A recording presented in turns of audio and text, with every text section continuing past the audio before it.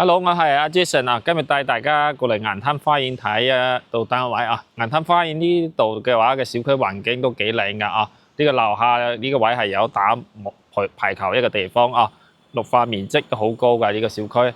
係十里銀灘4期一個位置係比較新嘅一個小區，係2012年左右交樓嘅單位啊。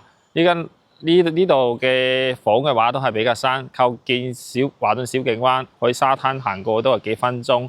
樓下都有京橋巴士嘅站點嘅，係我哋帆高嗰邊有個站點，過嚟呢邊行過嚟都係幾分鐘嘅，去深圳啊、去口岸啊都好方便㗎。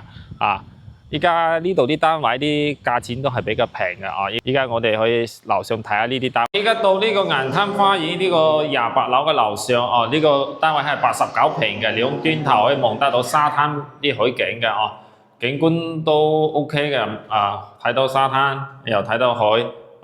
向南一個單位，呢個露台嘅話都係幾闊下嘅，都曬得到太陽啊。因為我呢個樓嘅話係毛坯嘅狀態嘅，咁唔帶裝修㗎啊。你睇下呢個樓嘅入戶花園喺呢個入門，我哋入門係一個密碼鎖嚟嘅呢個入門。入咗門之後嘅話，對門呢個係一個廚房嘅，係有通電係一個廚房。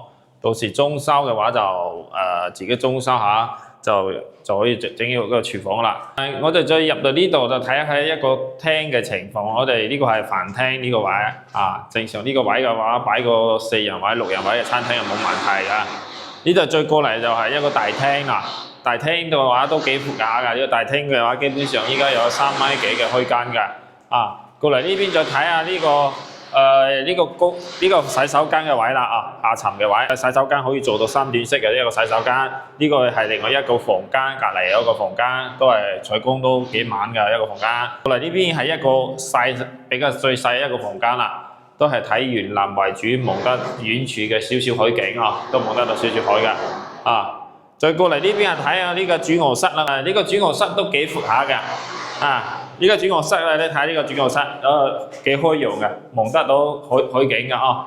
其實呢個單位依家嚟講係小景灣嚟講係比較平嘅單位啦啊。依家總價嘅話都唔高，